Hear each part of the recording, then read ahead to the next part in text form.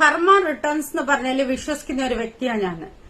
ഇന്നലെ വടവിധവ ഒരു ഇന്റർവ്യൂയിലൂട്ട് എന്തെല്ലായിരുന്നു അവളെ റിവെഞ്ചിങ് വോയിസിലൂട്ട് അവൾ ടാർഗറ്റ് ചെയ്യുന്ന 3 ആൾക്കാരായിരുന്നു. ഒന്ന് ബ്ലോഗറെയും, ഒന്ന് വളർത്തു മകനെയും, ഇന്നൊന്ന് മരിച്ചുപോയ ഭർത്താവിന്റെ വീട്ടുകാരെയും കൂടിയിട്ട്.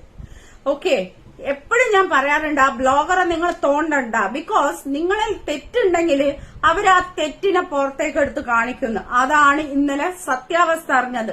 അനക്കാര പൈസയും വേണ്ടെന്ന് പറഞ്ഞ ആള് എറിഞ്ഞിട്ട് പോയിട്ട് ചികിത്സക്കാർക്ക് പൈസ വേണം വന്ന് എന്റെ ഇന്റർവ്യൂ എടുക്കുന്ന് പറയുന്ന ഇത്രക്കും നീചമായ സ്ത്രീനെ ഞാൻ എവിടെയും കണ്ടിട്ടില്ല.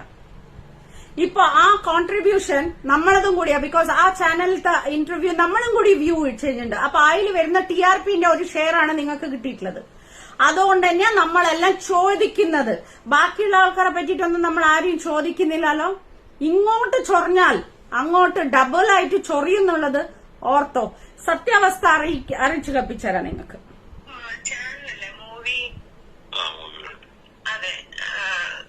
ഞാനൊരു കാര്യം ചോദിക്കാൻ വേണ്ടി വിളിച്ചതാണേ സാർ, ഒന്നും വിചാരിക്കരുതേ. ഇപ്പൊ നമ്മുടെ രേണുസുധീൻ ഇന്റർവ്യൂ ചെയ്തത് നിങ്ങളായിരുന്നു. അതെ, പിന്നെ അത് നിങ്ങള് അങ്ങോട്ട് പോയിട്ട് ഇന്റർവ്യൂ ചെയ്തതാണോ? ഒന്നും വിചാരിക്കരുത് സാറേ. അങ്ങനെ എന്തിനാണ് ആ കൊച്ചിനെ വീണ്ടും അതിലേക്ക് വലിച്ചിടുന്നത്? ആവശ്യമില്ലതേ. നിങ്ങൾക്ക് എന്തെങ്കിലും ചോദിക്കാനുണ്ടെങ്കിൽ നിങ്ങൾ അത് ചോദിച്ചിട്ട് മാറുമല്ലേ ചെയ്യണ്ടേ? എല്ലാവരും അവർക്ക് ചികിത്സക്ക് പൈസ ഇല്ല എന്ന് പറഞ്ഞ് ഇങ്ങനെ വിളിച്ചുകൊണ്ട് നമ്മൾ പോയത്. അല്ല സാറ്, മോശമല്ലേ, പാവല്ലേ. ഇങ്ങോട്ട് വിളിച്ചിട്ട് പൈസ വേണം ചികിത്സക്കെന്ന് പിച്ചതുണ്ടല്ലേ ചെയ്യുന്നത്.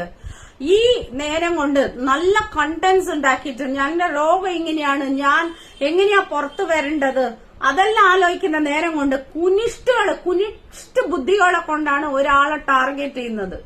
ഓക്കെ, ഇന്നും ആ ബ്ലോഗറെ നിങ്ങൾ ടാർഗറ്റ് ചെയ്തുകൊണ്ട് നിന്നിട്ടുണ്ടെങ്കിൽ പേര് പറയാനും കൂടി നിങ്ങൾക്ക് യോഗ്യതയില്ല.